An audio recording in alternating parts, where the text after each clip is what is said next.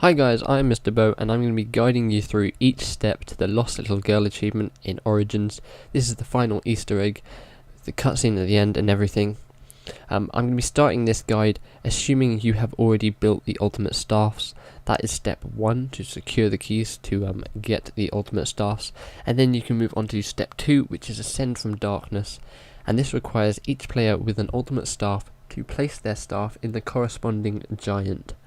Now the giant in the middle is Odin, which is where the wind staff needs to go. The robot on the right is Thor, which is where the electric staff needs to go. And the robot on the left is Freya, which is where the ice staff needs to go. You can also notice that if you go down into the seal where the 4 statues are, there is also another slot where you can place your staff, and this is where the 4th person with the fire staff needs to go and place theirs. Once all players have placed their staffs into the correct slots, you can then move on to step 3, which is Rain Fire.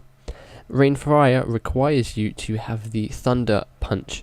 To acquire the Thunder Punch, you will need to fill up the 4 boxes around the map, and then once all 4 boxes are filled with enough souls, you can then get your reward from either at spawn or by church, the generator 6 by church. You can then go and get the stone, which is located in the tank station. Now you need to take this stone, which is in the tank station, and take it all the way back to church, place it into the altar like so, and then you're going to need to use your punch to power these stones. So each stone is individual to each player, so whoever punches a zombie, the soul will go to their stone, and you need to keep punching zombies until one of you can pick up their stone and it is all nice and clean. You can then move on to the next step in Rain of Fire. So once someone has got the stone, it's clean.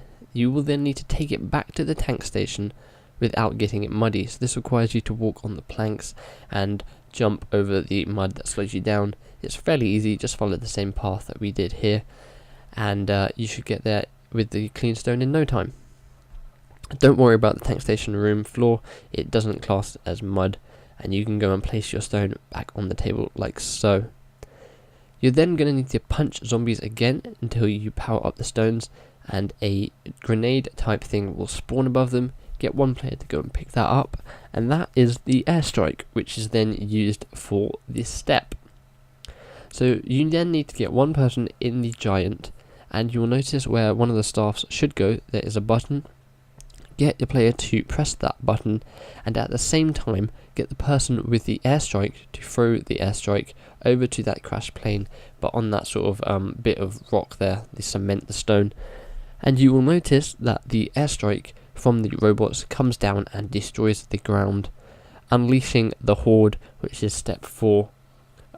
And before you do that, actually, you then need to get the Maxis drone, and Maxis will go and unleash the horde for you. That's what he goes and does in the hole, as you'll see in a minute.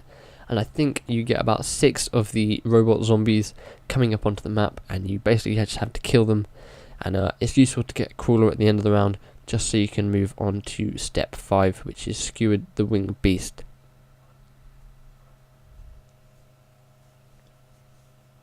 So moving on to step 5, one player will need to have zombie's blood, and will need to look in the sky for a plane that is glowing red and shoot it down like so.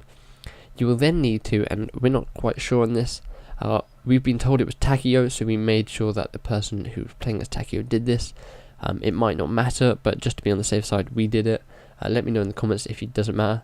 But Takio will need to get zombie blood again, and he will need to run around the pack-a-punch until he finds a zombie.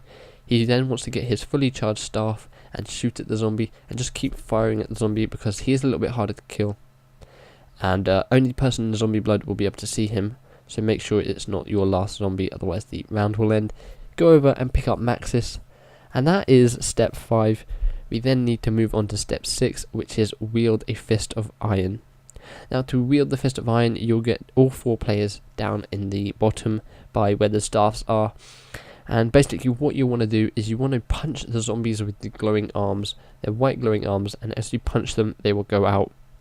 Once each player has punched enough zombies, You will then get a fist stone which will drop like the one that you picked up on the table. Each player has to make sure that they get one of these.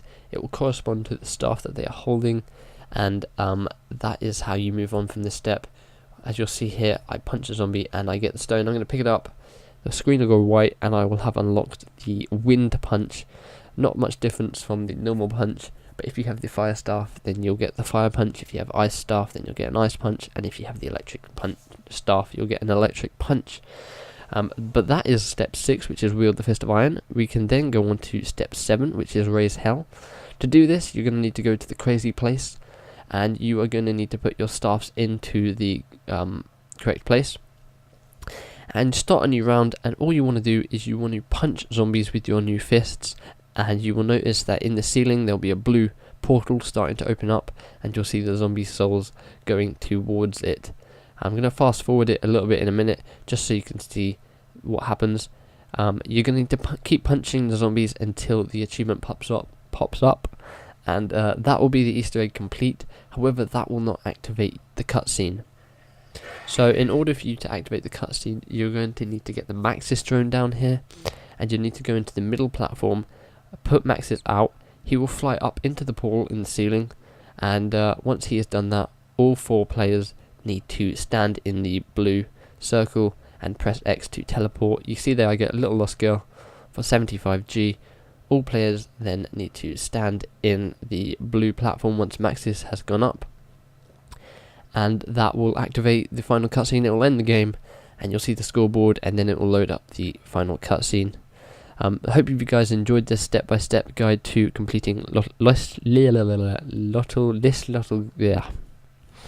Little Girl. And feel free to subscribe if you're not already. Feel free to give this video a like if you've enjoyed this, if it's helped out. And I've been Mr. O. Stay tuned for more Origins videos, and I will leave you with the final cutscene. Enjoy.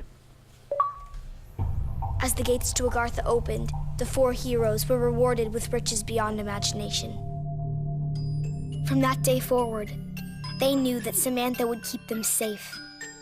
Forever.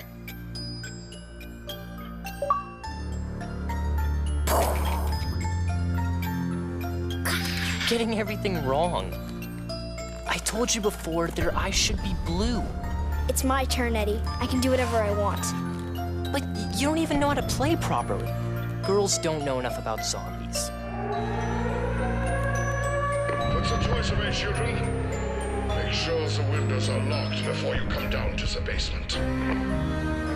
We'd better do what your dad says. I didn't even get my turn. Tomorrow, Eddie. You get to make the rules. I promise. Come on, Fluffy. I wish the heroes in our stories were real, Sam. I know what you mean. But we will make everything okay. My dad says he has a plan.